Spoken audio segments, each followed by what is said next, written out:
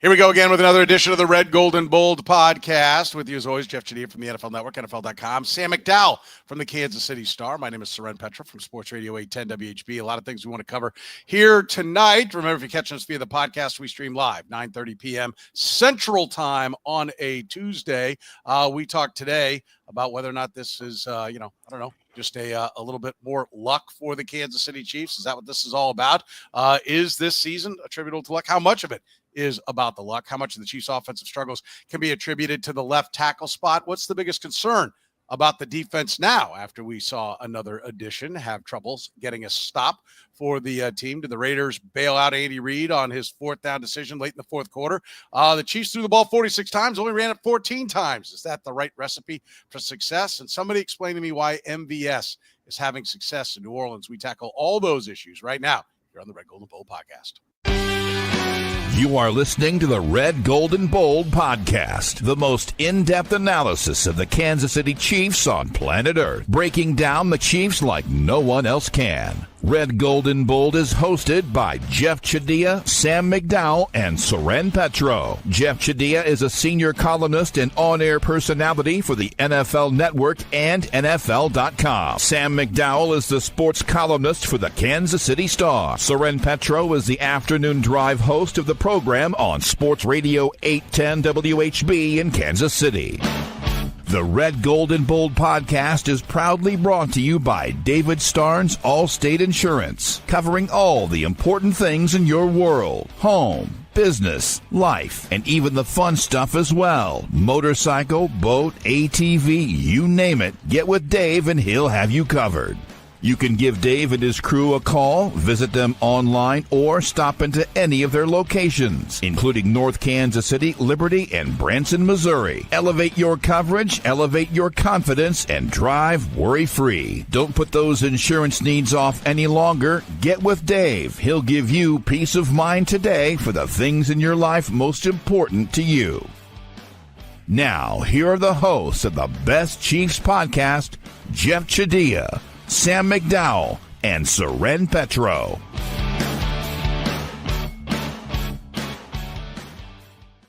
Another edition of the Red, Gold, and Bold podcast, and another ugly win. It is still a win, right? That's the most important thing. Andy Reid made a point to tell his team that last week, so we'll start with that. It is still a win, but how much of this season do we attribute to luck? Sam, I'm going to start with you. You love this category. You love luck. You're a poker player, so you know that's all about luck. Clearly, football is luck as well, right? Well, it was very good luck that you remembered the intro this week. So we got. Look, people want a nice, clean answer to say either the Chiefs are really lucky or the Chiefs are really good. It's both. But this last game is an example of the former. Like, this was a very fortunate thing for the Chiefs. They gave up the most 1.3 yards more than anyone has given up to the Raiders all year on a per play basis. They were the third worst offensive performance against the Raiders all year.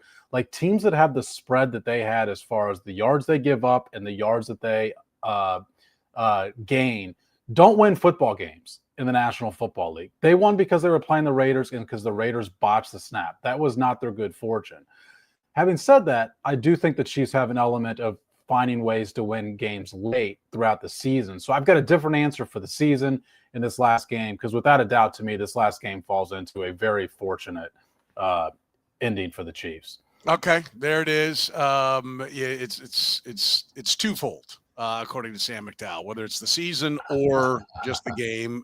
Jeff, how do you view it? How much of this season is luck for the Kansas City Chiefs? Well, this past week was luck. I mean, for me, luck is when you don't have anything to do with the results you get. And so they didn't do anything to get the Raiders to screw that up. The Raiders screwed it up themselves. It was a bad last 15 seconds for them, a bad snap. I still don't know what AidenO'Connell was doing, if they were going to throw the football away, why he was in the shotgun, looking at the defense. And a lot of strange things happened there. So that's a lucky play. But I don't look at the Broncos game as being lucky. They made a play there. I don't look at the Ravens game as being lucky. I mean, Lamar Jackson didn't make a pass, but they still would have had to make a 2-point conversion to make that happen. A lot of things still had to take place for it to work out. Look, I mean, it's always funny this time of year when we get deeper into the season. You look at the records and people think because one team is 11-1, one team's 8-5 or 9-3, whatever, that's going to pretend what's going to happen in the playoffs. And if we learned anything from last year, this stuff does matter when it comes to seeding, but at the end of the day, you have to be able to make your own luck. And the Chiefs are really good at doing that. So I don't think I wouldn't discredit what they've done, but I would also say that being 11-1 doesn't mean that they are an outstanding team either. By the way, I do like this one. Sam, poker player, I need evidence. By the way, all of us have been invited to a poker game, tournament, match. I'm not sure. I can't remember. Matt laid it out to me in an email. So that's just FYI if you want to prove it there, Sam. I like this one more.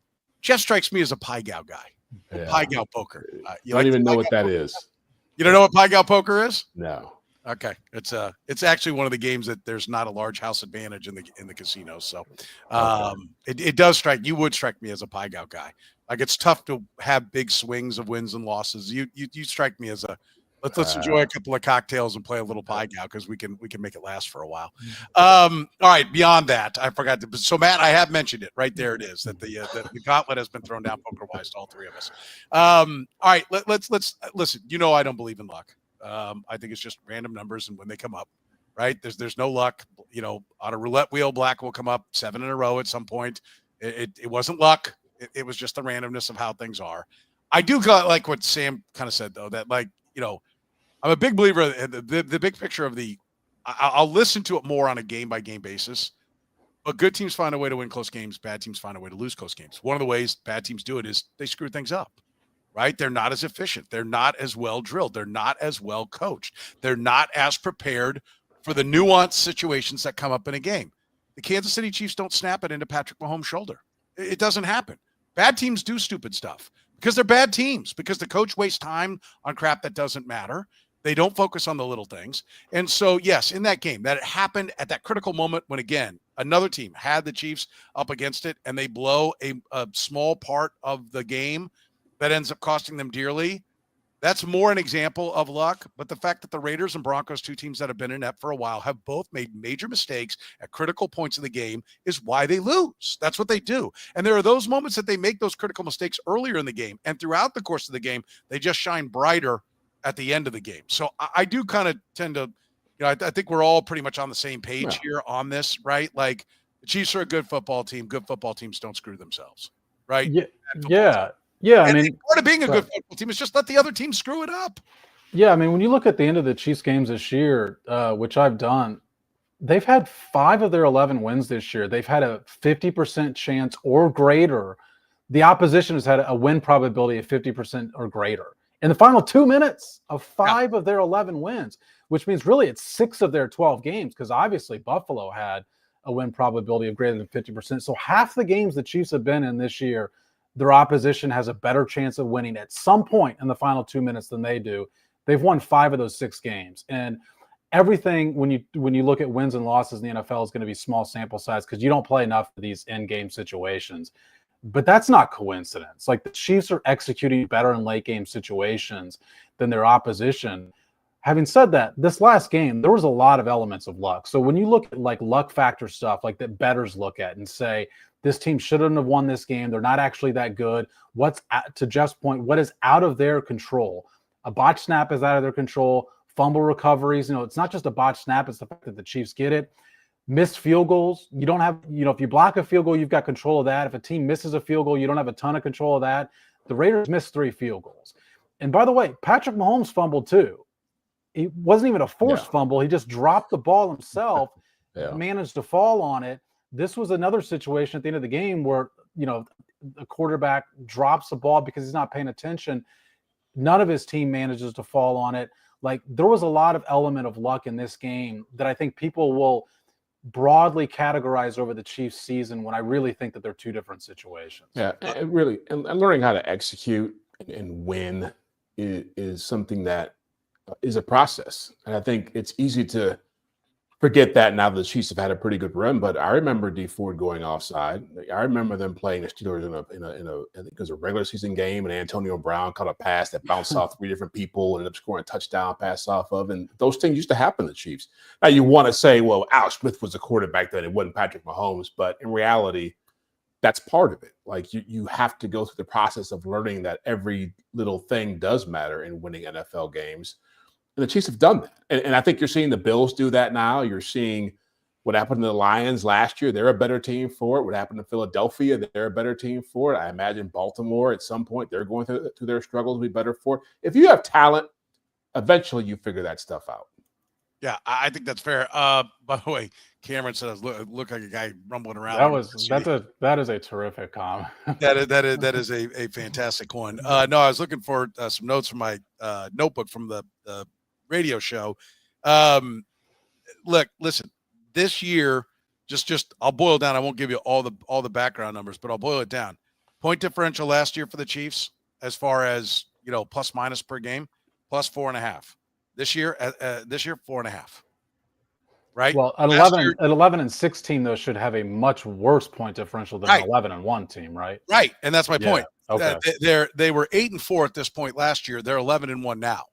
So I'm open to the idea. I would just call it the randomness of things that are going on when you consider that there's a constant there. The constant being Andy Reid, Patrick Mahomes, largely the same team. But what I would say is, if you want to say they're lucky this year, as long as you'll say they're unlucky last year. Right, at 8 and 4, they were unlucky because the point differential is the same. Right, I would call it they're lucky. Are people saying they're lucky? Oh yeah, that's the national narrative. Yeah, is that the Chiefs are lucky. Oh, is it? They've got a horseshoe up their asses. I think one of the popular things that is, can't get through a metal detector. That's like Carter's because of the horseshoe that sets off the. Yeah. Luck is like, this is just a lucky team. Like, there's a lot of things saying. I saw one was a meme of a guy laughing, and it's like Eagles, Lions, and Bills fans' reaction when they hear Chiefs fans say they're just as good as those 3 teams, right? The whole thing is like, okay, which I'm fine. I'm fine if you want to say those 3 teams are better than the Chiefs now. Good. I mean, it's what Eric Eager used to call false trophies. Congratulations. You win the after 12 games trophy. Let me know where you put it next to the Lombardis. What's going to matter is, are you better on the Sunday that you play the Chiefs and or whoever else on the playoff games? Those are the things that matter, because I don't think the Chiefs were the best team in the NFL at any point last year. Yet every time they lined up on a playoff game, they were the better team that day. That's all that matters. Are you good enough to be better head-to-head, and can you come up with a better game plan on that day? And so what you're taking it as, people are saying they're lucky and they're not good. That's the kind of that's the point you're making. Yeah. Yes, that is. I think that is the prevailing national narrative about this team right now. And the prevailing national fan narrative is that the refs are on the take and they get all the calls. Okay. Like, again, the Raider one. Never mind the quarterback. Like, we had Renee ask the question, "What was the call?" Oh, look at it. There are the refs with the call. Well, the quarterback's moving forward when the ball is snapped. The wide receiver's moving forward when the ball is snapped. That's 2 men in motion and moving towards the line of scrimmage. That's the right call. I hate to be the bearer of bad news. That's the right call. Nobody got lucky. The Raiders screwed it up, right? Like, but I still think Chiefs got lucky. Yeah, I still think the Chiefs get lucky in that situation. But Stern, you bring up another thing about last year, because it's true that when you measure this team in the prism of last year, they're no worse off than they were. We had just as many questions about this team, particularly offensively, at this time last year, and obviously they figured out in the playoffs. I think the prevailing question about now is, last year they figured something out, which was they simplified their offense. They figured out that their pre-snap stuff was giving their offense too many complications. And so it was coaching, basically. It was the coaching adjustment that I think saved the back half of their season, the back, month of their season. This year, I think when we're going to talk about this throughout the show, there's a lot of personnel questions I think that the Chiefs have. Yeah. And I think that's a difference from this year to last year. And doesn't mean you can't solve it, but I do think there's a difference. So let me give you some other stats that back up that the Chiefs were actually better last year than this year. So if you want the luck, I'm going to give you things. If you want to be armed and say they're lucky, here's the ammunition for you. Last year, the Chiefs rank offense, yards and points, 9 and 15. Defense, yards and points, 2 and 2. That totals 28, right? Lower numbers better, right? Of like, if you figure we can measure by points, that's Yeah. certainly a great indicator. That's ultimately what determines who wins and losses. But DVOA, like the yard, some people will say that's a better indicator of who's going to be better moving forward, right? Like that's a better indicator of your success for the future. Okay, so we'll lump them all together, make them all even. Each category, offense, defense, yards, points, put them all together. 28 total. This year, 15th in yards offensively, 11th in points. Defensively, 8th in yards, 8th in points. That comes out to 42. So on average, they rank 7th overall in all those things. This year, they rank like 10.5, between 10th and 11th overall. Yardage differential. I mentioned the point differential, 4.5 and 4.5. The yardage differential, last year they were plus 62, plus 61.5 yards. This year, they are plus 29.5 yards, 29.7 yards. So they're not as good just in some basic counting metrics this year as they were last year, yet they're 11-1. And people love to quote Bill Parcells, "You are what your record says you are." I don't even know how Bill Parcells got to be like the Yoda of of football. And it's just like everybody quotes that. Like it was you're you made so that much quote more like than 30 what your years record ago. is. Why are we doing this show if you are what you record? Let's just print the standings for the hour and let's get out of here. I'm saying that's what people love to quote. I mean, if you listen to my whole set, people love to quote that's what it is. People love to quote what fits their narrative. They like to figure out what their narrative is first, and then they go pull off the shelf whatever quote or whatever stat fits the narrative that they want to be true. And so really the issue here that we're talking about with the Chiefs is that there is this belief that they're not as good as their record says, which that's a valid question to pose. I mean, they're not your typical 11-1 team. Doesn't mean they're not a good team. Doesn't mean they can't win a championship. But I do think that people talk about last year as if, oh, that's proof of what can happen this year. And Sam is right. This is not.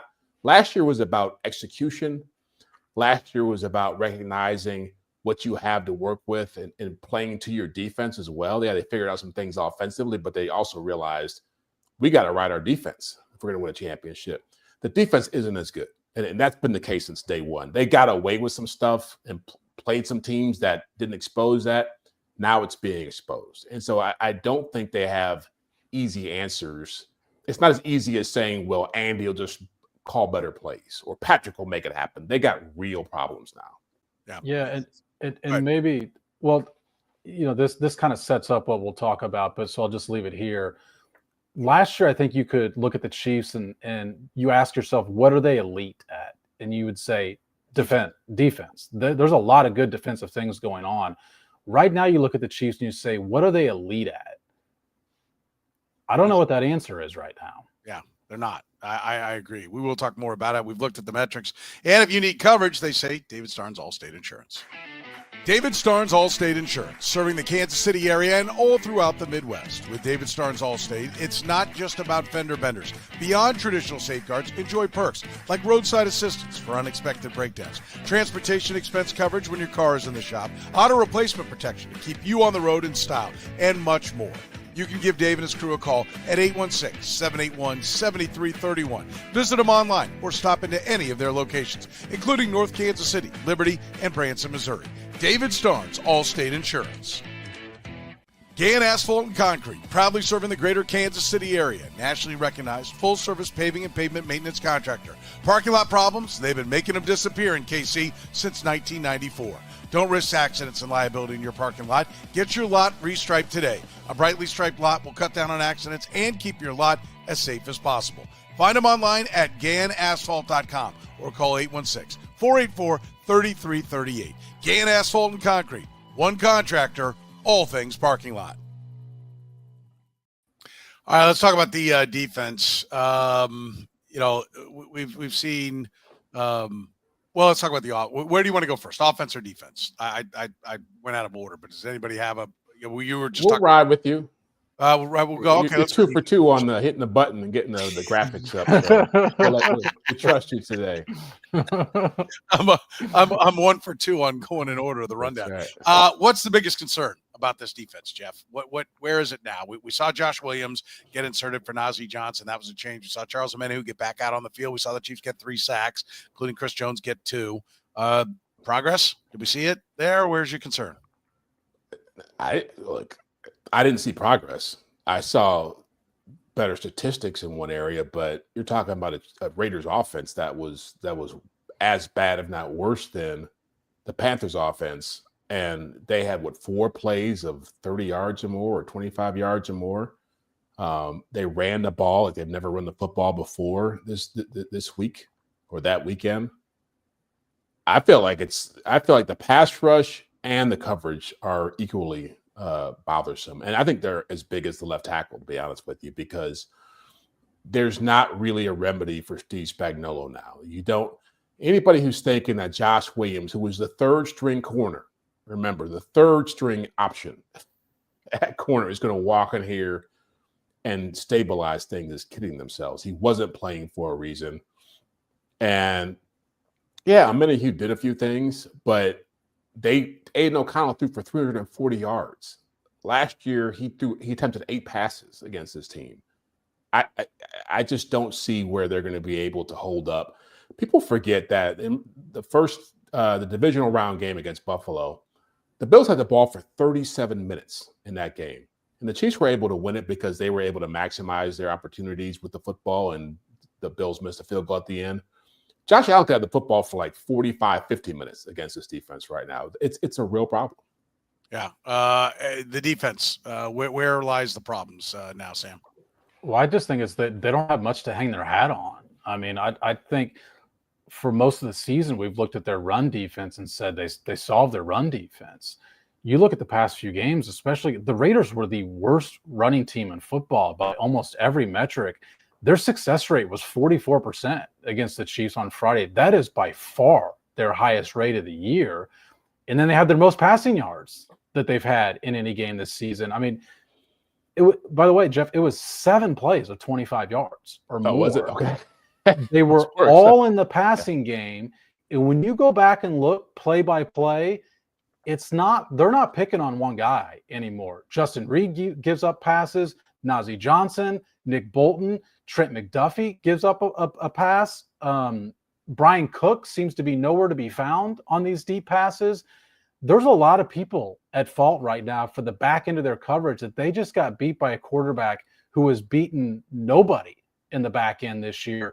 Next Gen had the stats during the game that 5 of his 6 career long air yard completions were in that game on Friday. Like, there's pass pressure problems that lead to that, but it's more than cornerback 2.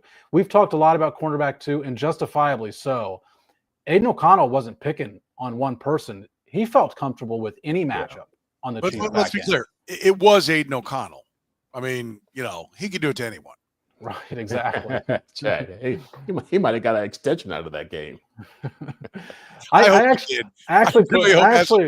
hope he did. I actually put in my column that the only good that could have come out of this game on Friday was if the Raiders decide that Antonio Pierce can compete in the AFC West and that he deserves another year. That will make it a positive game for the Chiefs. Yeah, it is. Listen, I am optimistic. I do think, we talked, there's a lot more ceiling, I think, still with the offensive side of the ball. But Amenahue, hopefully getting better with each week. I'm open to the idea that maybe that's going to create a little bit more pass rush. And I am open to the idea that Josh Williams improves the secondary. I think he was the better guy all along. I don't really understand why he wasn't playing. I mean, he clearly wasn't doing something that they wanted him to do. And I understand about discipline, is he late to meetings? I have no idea what it was, but he was a guy that was a good, solid player for them for a couple of years. And then suddenly was behind a guy who hadn't played at all. And again, do I think Josh Williams replaces L'Jarius Sneed? No. Do I think he replaces Jalen Watson the way he's playing? No. But do I think he can play better than Najee Johnson's played? I think he can. Based on what? Based on the previous 2 years. I find it hard to believe that Steve Spagnuolo looked at this guy. Najee Johnson was out there for a long time, 5-6 games, and thought that, we can't play Josh Williams. We're just saving Josh Williams for the stretch run here. I think he's going to get roasted. Because I think if Najee Johnson was getting roasted and they thought he was the better option, I don't see where Josh Williams is going to change. There's never been a coach that's played the wrong guy. That's never happened. Even he's the 3rd string guy. Granted, I mean, listen, PFF grades last year, and I said all along, you can't take these to heart because he covers the third and fourth guy. It's real different to cover the number 2 guy, but he was one of the highest rated corners according to Pro Football Focus last year, and he played enough snaps to qualify, and he was like a top 10 corner according to what it was. Again, covering the third and fourth wideout. I get it. He's going to be asked to cover a much better player this year, but what did Najee Johnson ever shown? I mean, he was this myth for about a week and a half in training camp 2 years ago with no pads on. And then somehow that translated into him being the guy. And I don't get it. Like Josh Williams actually played in real football games that mattered. Najee Johnson never had. Yeah, I think you had him as a breakout player this year, and he did play a lot more snaps. Joshua, I think Soren's. Who did I have? Najee Johnson or Josh Williams? I think you had Najee Johnson. I could just listen. I'm with Jeff on the theory of he's playing him. There must be something to this. Like, yeah, Steve Spagnuolo we trust, but I've also seen Thomas Jones get the football. That's what I was going to say. I was going to Charles get a 10. I mean, the second half of my point was going to defend you. You only cut off the point after I slammed you for it. I was going to remind Jeff that today on the radio show, Soren and I pointed out that Derek Johnson started 3 games for the Chiefs in his 5th season. Yeah. He was benched. Josh Williams is the Derek Johnson of the secondary. Huh? And Jamal Charles could not start over Thomas Jones. So sometimes coaches do get it wrong. Yes. I think that Joshua Williams could be, at least if he's not an improvement on who you think Najee Johnson is as a player, he could at least improve on the performance we've seen from Najee Johnson over the past couple of weeks. But having said that, I know Najee Johnson is a really hot topic in Kansas City. I'm telling you, go back and watch the film. The problems in coverage extend well beyond Joshua Williams and Najee Johnson against the Raiders. Agreed. They did not look good. They did not play well. The question is, are they capable of playing better moving forward? I thought Soren was the guy when we asked him last week if they don't unleash the fury against the Raiders, he's going to be crestfallen. And now he's talking about how I don't think it was Josh Williams is going to. No, I don't think it was crestfallen, but I would back up the bus, and I have. Yes, I will back up and I really said it going into the Carolina game. I expect them to unleash the fury against Carolina. If they don't do it here, they have to do it in one of the next 2 games. They have not done it, and it is a problem. You've got no doubt about it. I think less of the Kansas City Chiefs now than I did 2 games ago. One, absolutely a fact. How much less? I'd have to dig in, but this was kind of the time for them to hit their stride and start beating up on the lesser teams and make themselves feel better. And they didn't. I think they come out of both those games with all the questions they had, and frankly, more for what Sam and you were talking about. They sucked on defense against teams that aren't very good on offense. And yes, I think there absolutely are problems. If you looked at Travis Kelce's reaction after that game and Patrick Mahomes' reaction, they knew that their problems are a lot bigger than just, we just clean some stuff up and we'll be better. Travis Kelce just walked off the field when the game was over, when they got the fumble back. Mahomes against the Broncos was all over the field, going nuts when they blocked the kick. He was, give me my helmet. Let's go out here.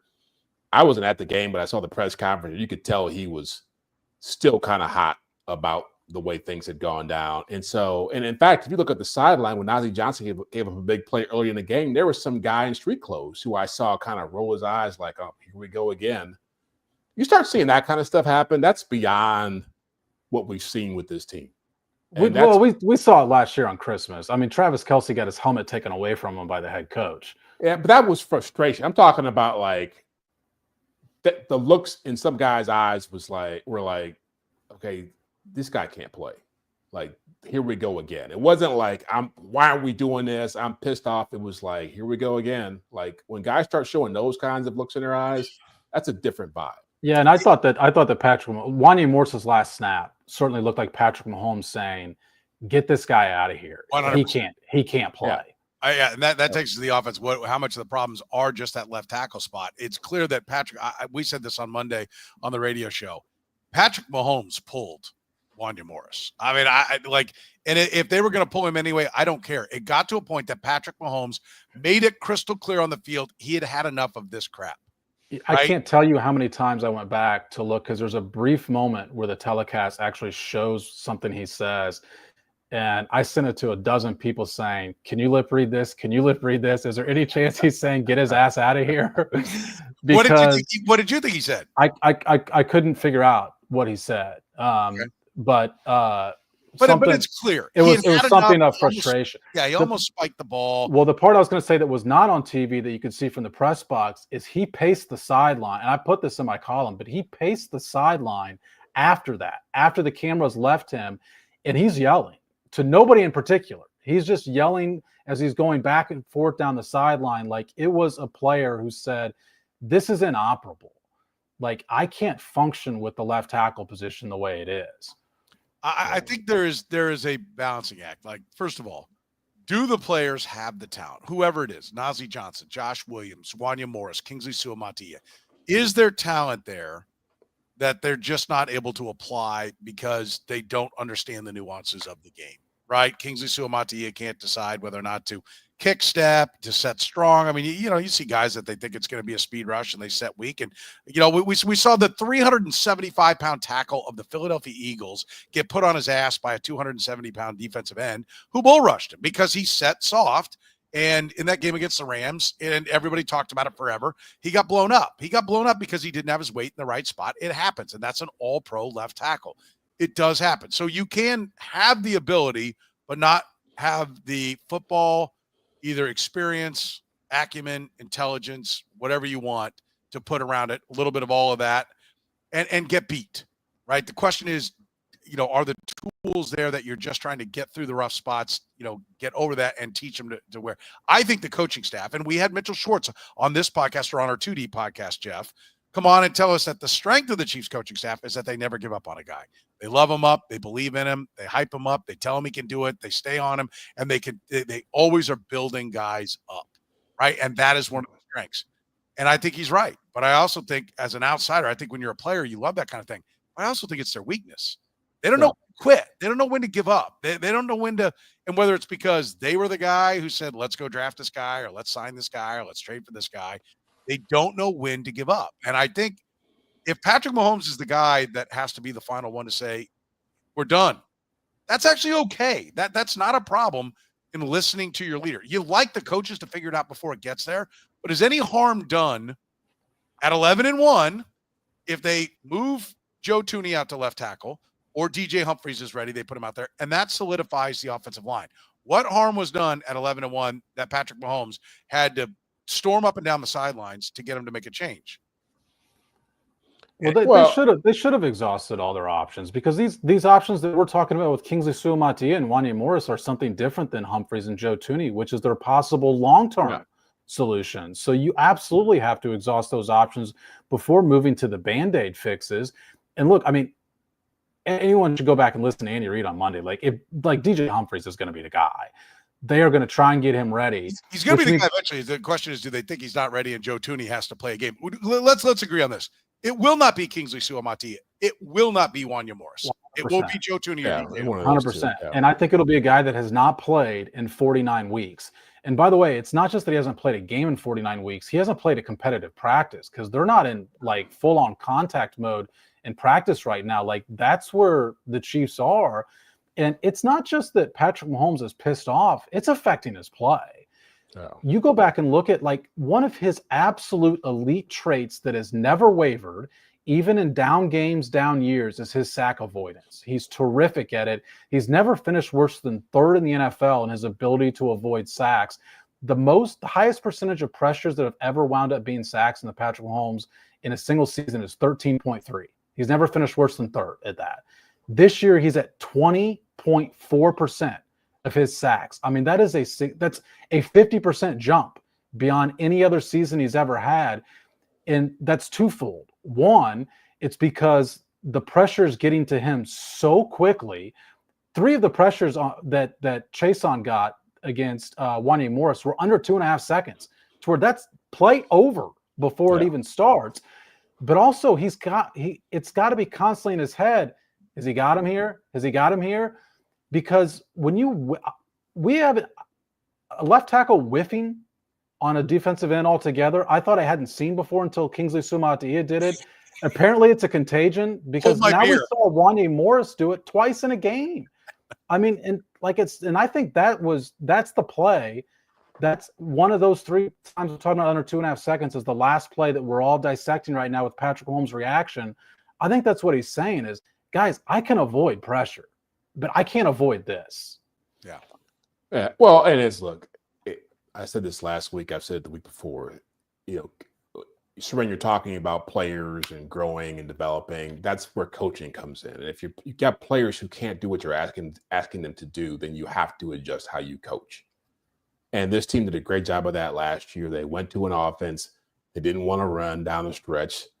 They started running more stuff for Rashee Rice. They relied more on Isaiah Pacheco, and it got them into a mode where their defense could be more dangerous. It was already elite, obviously, but they said we're going to ride with the defense and we're going to play offense that complements that. They're still trying to get to this place where they can throw the football all over the place, have 5 guys running routes. Now Hollywood Brown's coming back. Look out. It doesn't matter who you put out there if you can't block people. It's as simple as that. And everybody, Sam's right. This idea that D.J.Humphries is going to walk in here 3 weeks after getting cleared from a major knee surgery and just be this amazing fix is ridiculous. Well, and that's why I'm not sure he's going to walk in yet, right? Like, I think he does need more practice. And I think he may be spotted X number of snaps. Like, it may be some Tooney, some D.J.Humphries, because I think you do need to get him up to speed. I think you have to worry about throwing a guy in who has not gotten in football shape, that you're just setting him up like he's going to play 68 snaps at left tackle and be okay. I mean, I do think it is a delicate.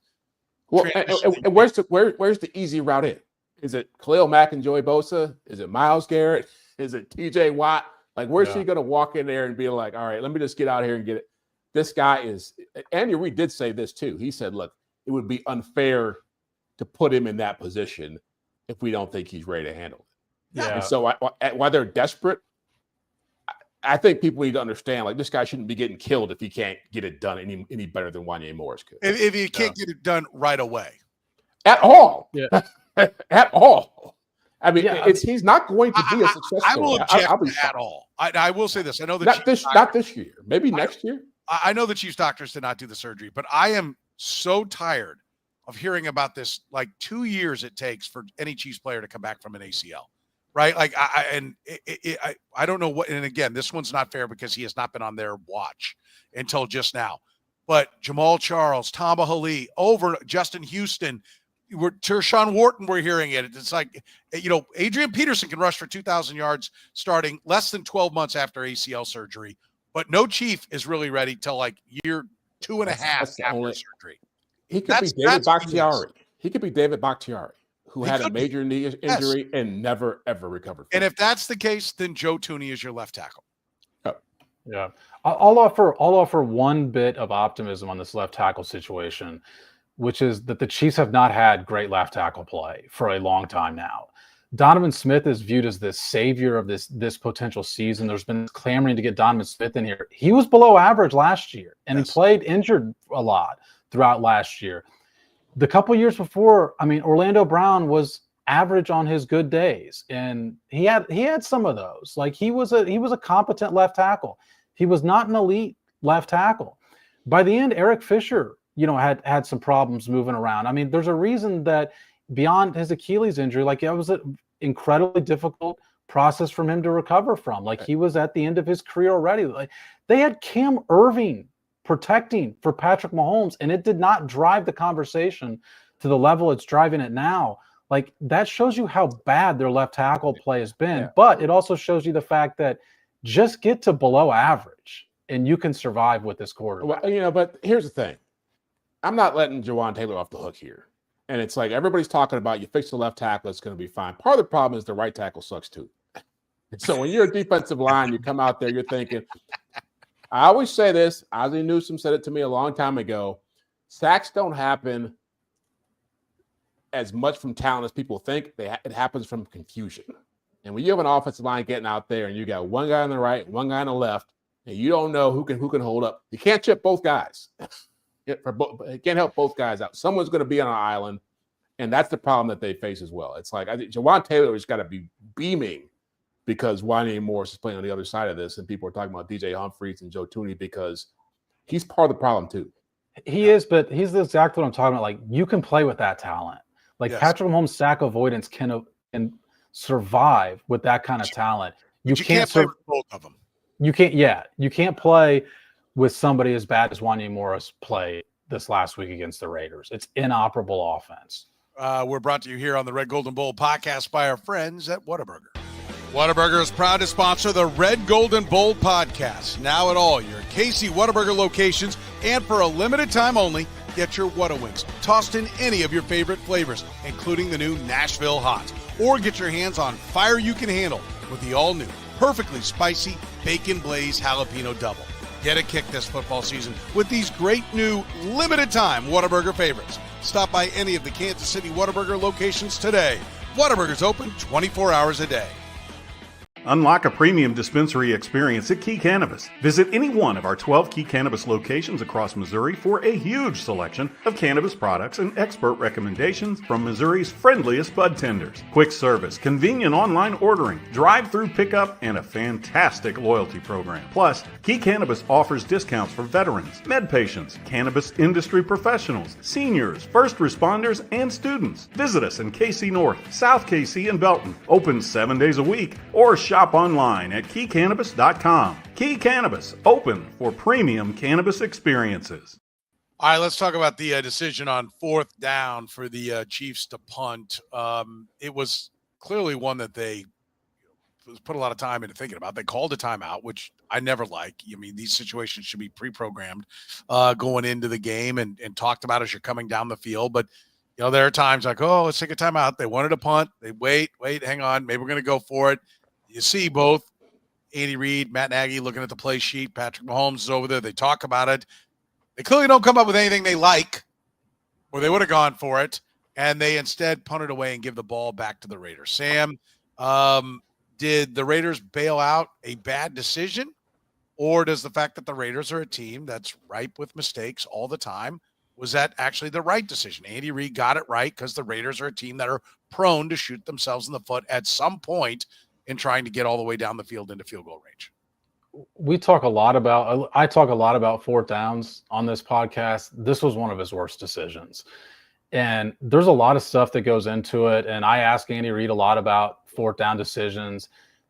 He provided an answer on Friday night that I have never heard a coach provide, which he said, our punter was on fire. I've never heard the punter being on fire factored into a 4th down decision.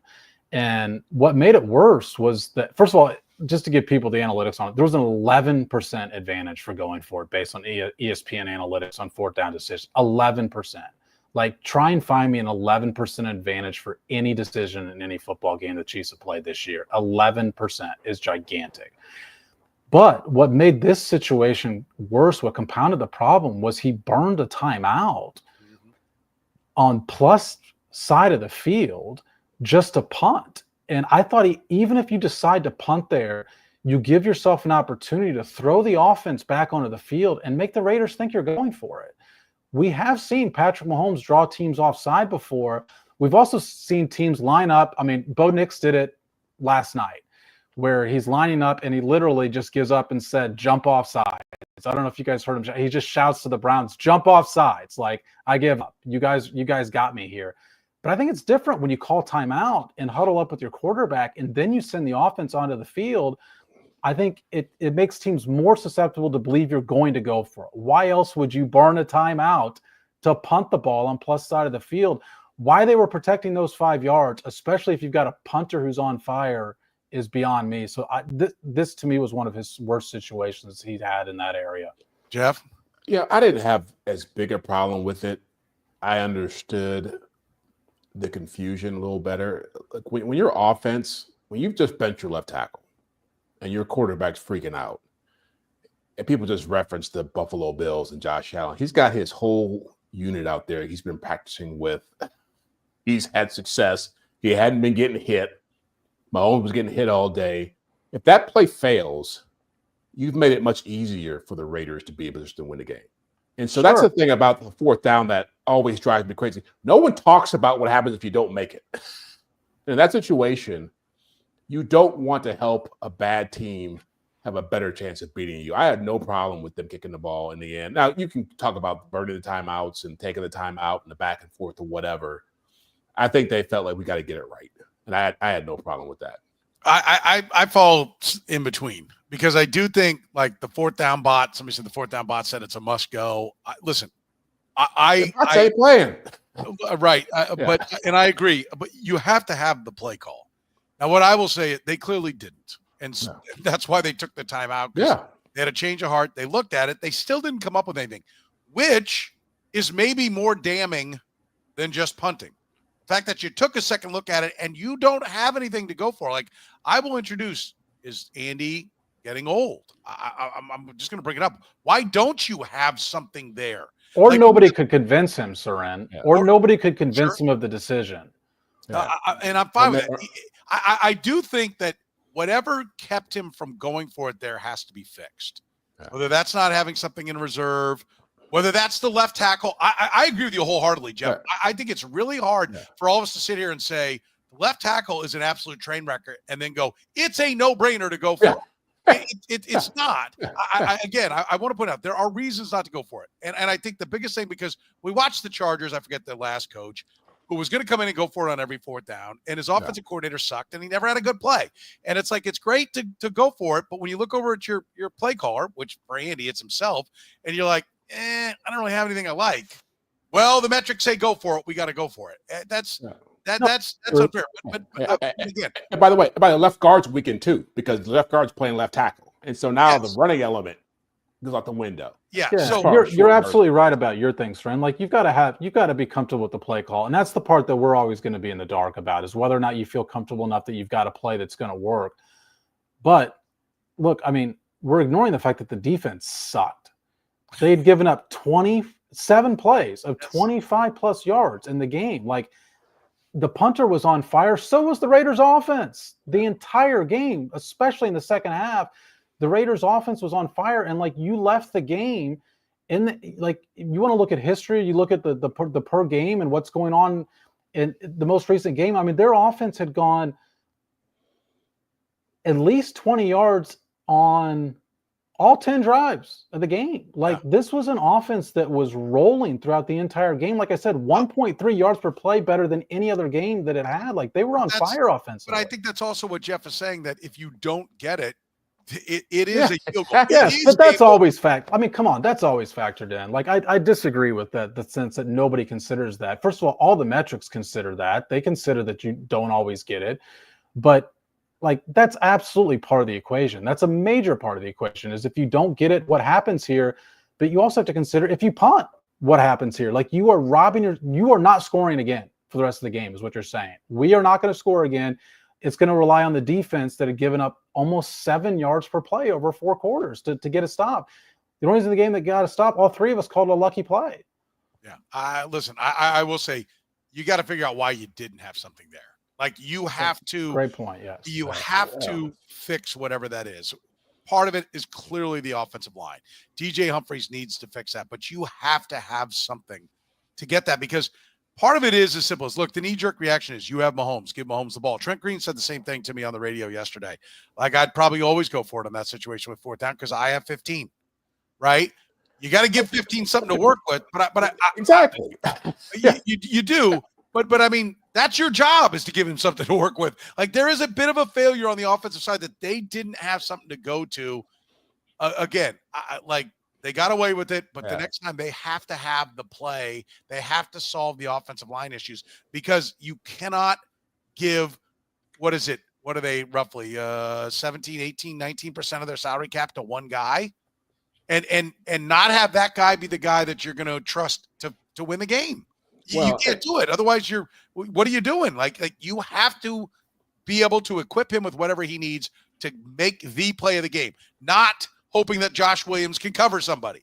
Let me ask all 3 of us this question. Would it change your mind if this was last year? What do you mean? If they had this exact same decision, plug it into this exact same day, it would me, because the defense was playing terrific last year. This defense has been bad for 3 weeks, and it was really bad on Friday night. But even that said, you're talking about 90 yards to go with no timeouts. Well, it clearly wouldn't change Jeff's mind because he was okay with the punting, right? So, yes, with a better defense, he's even more all in on what it is. But my point is, the right decision is to go for it, fix whatever's keeping you from doing that. Would it have been? Would you have felt like your safety net was better? Hell yes, the defense was better last year. Just want to clarify, it's not 90 yards because they only needed a field goal. Well, whatever. You're starting 90 yards away from the end zone. Is what I'm saying. You needed 60 yards. Yeah, roughly get to the 30 from the 10. If you get it to the 10, he got it to the 8. Right on the punt. They fair. Yeah, he was on fire. Yeah, well, that's right. When you're on fire, it's just a whole other ballgame. We're always brought to you by our friends at David Starnes Allstate Insurance and again, Asphalt and Concrete. David Starnes Allstate Insurance. Elevate your coverage, elevate your confidence, and drive worry-free. Covering all the important things in your world: home, business, life, and even the fun stuff, as well as your motorcycle, boat, ATV, and you name it. Get with Dave, and he'll get you covered. You can give Dave and his crew a call at 816-781-7331. Visit them online or stop into any of their locations: North Kansas City, Liberty, and Branson, Missouri. Don't put those insurance needs off any longer. Get with Dave today. He'll give you peace of mind for the things in your life most important to you. David Starnes, Allstate Insurance. Gann Asphalt and Concrete, proudly serving the greater Kansas City area. Nationally recognized full-service paving and pavement maintenance contractor. Locally owned and making parking lot problems disappear in Kansas City since 1994. Let Gann educate you about the most cost-effective way to solve your parking lot problems. Free consultations, no commissions, in-house crews. Every project comes with a written warning. Gann Asphalt keeps your parking lot safer and helps you and your business avoid unnecessary delays and costly expenses. Find Gann online at GannAsphalt.com or call 816-484-3338. Gann Asphalt and Concrete. One contractor, all things parking lot. I got a pretty good idea where this one's going to go. The Chiefs threw the ball 46 times, called running plays. Patrick Mahomes did run it twice on scrambles, but 14 running plays, 7 each for each of the running backs. Jeff? Is this a mistake? Is this where they blew it? Or is this just more a reality of they have offensive line problems and they have a running back in Isaiah. They have Kareem Hunt, who's maybe getting beat up, and Isaiah Pacheco, who's not in football shape. I think that's the latter. It was a big part of that, probably not knowing how much he could get from Pacheco, not wanting to risk that. And Kareem Hunt starting to show some mileage. But, again, this Andy is always going to be prone to wanting to get back to throwing the football more and doing more things with his passing game.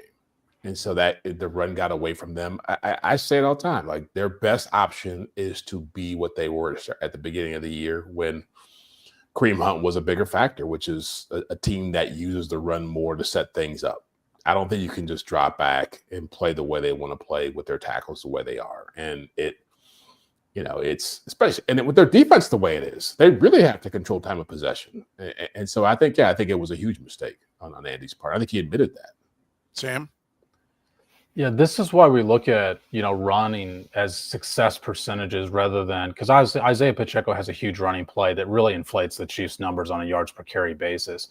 Their success percentage was 12.5% in this game against the Raiders. And to be clear, success percentage, so people understand. It's like on first down, you get 40% of the way to the first down. On second down, you get 60% of the way to the first down. On third and fourth down, you have to convert it for that to be a successful play. They're at 12.5% success rate. Their previous low this year was 26. Their second worst game before Friday was 35. Only once all season they've been below 35. They were at 12.5%. Kareem Hunt had 7 carries. None of them fell under a successful carry in the game. To me, it's what we've been talking about. Specifically, Jeff has been talking about for a long time, was when are teams just going to defend the run against the Chiefs? The Raiders brought an extra defender in the box and said, you're not running the ball against us today. And so to me, this was an opponent's game plan saying, you're going to pass the ball today. And that's what Andy Reid tried to do. To Jeff's point, I still think there's value, even when the run isn't working, in setting up the pass by proving you're willing to do it. And the fact that the Chiefs got away from it is one of the reasons to me that La'Von Chason ends up with a career high 8 pressures. Like he knows every play. Yep. This is a pass. Like I can tee off on the left tackle here. And in order to protect your left tackle, I think you at least have to keep the edge rushers guessing, even when the run isn't working great. But again, I can understand his reasoning for going pass heavy it was just so skewed in that direction that I thought it hurt his passing game too. Yeah, we see it all the time in the playoffs, like running backs numbers 22 for 61. Right. But the New England Patriots will keep handing the ball. The Indianapolis Colts with Peyton Manning would keep handing the ball off just so you couldn't tee off on their stationary quarterbacks. You're going to have to defend the run.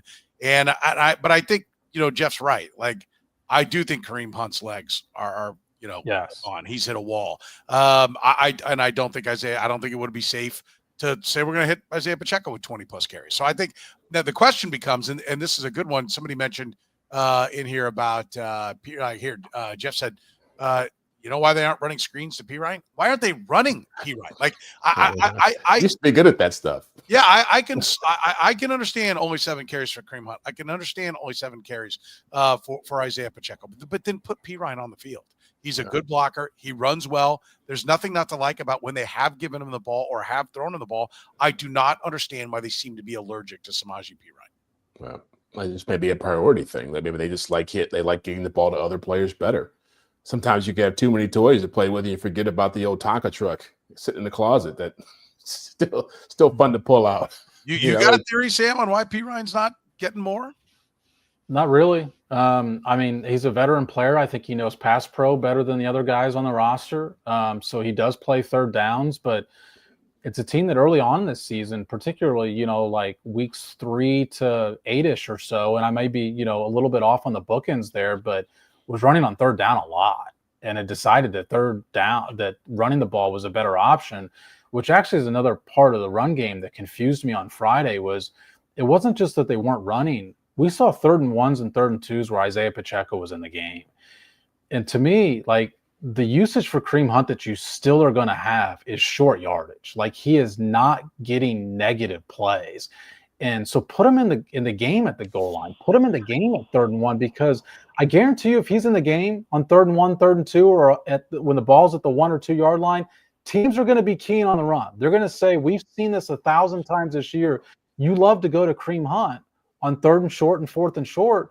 And so he's got to at least be in the game as a decoy, if nothing else, in those situations. To me, that's how you split up this backfield workload, is he's your short yardage running back. Somebody want to tell me why MVS is suddenly having success with the New Orleans Saints? Look, I mean, he was a decent player in Green Bay with Aaron Rodgers, and so it's not like he's devoid of talent. He was oversold here. And I think. Look, he's bounced around a little bit. You have to think he's probably got a different mindset going down there to play. That he's got to go prove it, and maybe he's doing more to prepare himself to be a better player for them. But yeah, I'm as stunned as anybody. Like he's had like 4 touchdown catches or something like that. He showed up. Yeah. 11. He's been targeted 11 times, 8 catches, just 8 in 4 games for 237 yards. It's almost 30 yards a catch, 4 touchdowns. Yeah. He had 3 regular season touchdowns in 2 seasons for the Chiefs. He's got 4 in a month for the Saints. So what's your theory? So Derek Carr is graded as the best deep passer in the game this year. And so I do think he's getting some friendly quarterback play on these deep passes. I would be really hesitant to say that I think this is going to last, that, we're going to be seeing this from MVS next week or the week after. So I think it's a product of what has happened in the last month, but I just don't think it's an indicator for the future. A separate conversation, but very, very related conversation, is that Patrick Mahomes has struggled throwing the deep ball for a couple of years now. And last year we blamed it all out on the wide receivers, me more than anybody, because when you look at the stats, no quarterback in the league had more deep passes dropped by his wide receivers than Patrick Mahomes did. It's not like he didn't hit MVS against the Eagles a year ago on a deep pass, but this year he's had 0 drops on deep passes. There are only 6 quarterbacks in the league that have 0 dropped passes by their wide receivers on deep passes. So while I don't think this is necessarily just a Patrick Mahomes stat, I don't think he's absolved from this equation either over the past couple of years. No, and I would say there's something to be said. I said this last year, the way the Chiefs run their offense, you have to be comfortable with getting 2 or 3 targets in some games, maybe 1 touch, just the way they want to spread the football around. I'm sure MVS is a bigger part of what they want to do offensively, even though he's not having crazy numbers. But knowing that the hits they take at a receiver, I'm sure he's a bigger part of their game plan. That helps you be more focused. Can I throw out a little bit of a weird theory too? Yeah. So, and Jesse Newell actually got into this a little bit in a story about a month ago. The dropped by passes by even opposing wide receivers at Arrowhead Stadium in night games is much higher than any other stadium. I don't think guys see deep passes all that well at Arrowhead Stadium when it's night. And the Chiefs play a lot of night games at Arrowhead Stadium. And when you look at MVS's success this year, he's played 3 home games to catch these 4 touchdowns in a well-lit dome stadium. And I wonder if he's just simply able to see the football a lot better coming out of Derek Carr's hand than he is Patrick Mahomes' hand. That's fair. I like this. Matt says last year they dropped passes. This year he's missing them. Ben said, I don't think MVS is great, but he's an NFL wide receiver. Sky Moore? No. It does. I would rather have now, the cost is part of the equation on why they walked when they did. I do want to point that out that, MVS was, they were walking away from a contract that was paying him $8 million a year. Yeah. I think was the number on that. So yeah. I think we need to remember it wasn't apples to apples when you put those two together. Say, they kept Sky Moore over him because they think he's better. He was cheaper too. That was part of the equation. Well, they needed money to go elsewhere. But I want to say this: he's got a 67-yard touchdown in the second game with him and a 71-yard touchdown. I mean, that is carrying a lot of the weight of these numbers for him. And I think that's an excellent theory. And I've heard Jesse talk about that before. But his games 1 for 5, 3 for 109 and 2 touchdowns, 4 for 87 and a touchdown, and 3 for 36 and a touchdown. I mean, I think there will be a comeback to earth, but I also think there's something to be said for getting your ass cut a couple of times. Yeah. The wake-up call may have finally been sent, and he's putting his tools to use. Does anyone here think that the Chiefs should have re-signed MVS when he got cut by the Bills if he wanted to come back to Kansas City? No. I'm with Jeff. I'm with Jeff, which is mine's a hell no. No. I would have thought long and hard about it. I think the fact that they didn't speaks to what they thought of his attitude, right? Like they brought McCole Hardman back. They didn't bring him back, and they traded for McCole Hardman last year when they brought him back. MVS they weren't even going to have to trade for, and they didn't go for it. So I mean, I think it's pretty clear. And he was kind of a, you could just tell there's a bit of an attitude there. He was not realistic about his performance when we would ask him questions. Now maybe that's just because he was embarrassed and was just thought he would just lie through it or BS us. I don't say lie, but BS us, and we could see you're dropping the ball, man. And he wanted no part of wearing that. And so if that's what he was like in the meeting room, it may have been that nobody else on the team wanted him back either. So I'd have to know that a little bit better before I answered it. But I do think there is a skill set there. Me and Eager were both excited when he came because there is a skill set there to the guy. He doesn't put it together. You weren't. Yeah. You were right. He just doesn't put it together enough. That's the issue. I will point out he does wear 2 Super Bowl rings. Yeah, and he was great. He made big plays. Yeah, big plays in the playoffs. Yeah. The separate question is, you can't possibly regret the Chiefs having signed him because he was a key player against the Bengals that they might not get by without him in one year, and then the next year he makes the game clinching catch against the Ravens, which let's face it, that was a tough play. I will say this, just to close on this, is that Clint Kubiak, their offensive coordinator, is obviously Gary Kubiak's son and part of that Shanahan coaching tree. And a lot of people talk about how those guys, the way they scheme for receivers it makes it much easier for the receivers to just go play versus other offenses. And so that may be a part of it too. I think, somebody had the comment in there, is Andy losing it or is he, how did they put it? It was here. Is Andy slipping? Zeke said, is Andy slipping? I think that's a relevant question that Andy needs to ask himself. Is he slipping as a head coach? No, I don't think so. But is he slipping as a play caller? Is he slipping as a play designer? It happens. Maybe. It happens I think it's something. I think it's the first question you got to ask yourself as a head coach. You got to evaluate yourself accurately first, or you got to have somebody you can trust to evaluate yourself. They have not been. How many gotcha moments have there been? Wow, look at that one. I mean, Maybe it's like I said, maybe D.J.Humphries stands in there and we're like, There would be a lot if Patrick Mahomes had hit Xavier Worthy on several times that he's been open this year. They've gotten the defense a few times, and the quarterback hasn't hit the wide receiver. It's fair. You know, the stat I saw today, I tell on the radio, Buffalo Bills have 9 30-point games. Detroit Lions have 4 40-point games. The Philadelphia Eagles are real, and it's not just because they got great offensive players. Yeah. I mean, well, part of that, usually blowouts come with the defense creating either really short fields or getting scores themselves. The Chiefs have, 2 30-point games? Is that all they have this year? Yeah, one is in overtime, and in 27 over the Panthers. In 2018, they never went more than 20 days between 30-point games. That was the biggest separation they had that year. They also had a defense that wouldn't stop anybody and gave up points in a minute 40. I mean, there was an element that padded that stat on the other side of the ball too. There was, but they went 360 days without scoring 30 points in regulation this year. It's of note. It's of note. Also of note is who we're brought to you by. Make sure if you love the Red, Gold, and Bold podcast that you support our sponsors like David Starnes, Allstate Insurance. Give his crew a call if you need anything when it comes to insurance, 816-781-7331. Our friends at Gann Asphalt and Concrete celebrating 30 years as Kansas City's best. Free consultations, no commissions, in-house crews.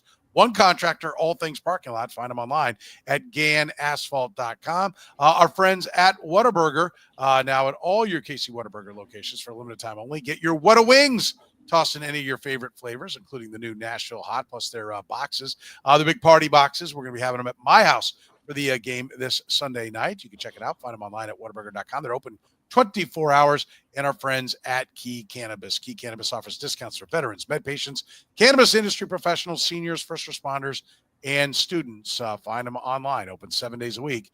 They're at keycannabis.com. For Jeff Chadiha from the NFL Network and NFL.com, Sam McDowell from the Kansas City Star, I'm Soren Petro from Sports Radio 810 WHB. We will see you on Friday morning for the next edition of the Red, Gold, and Bold podcast.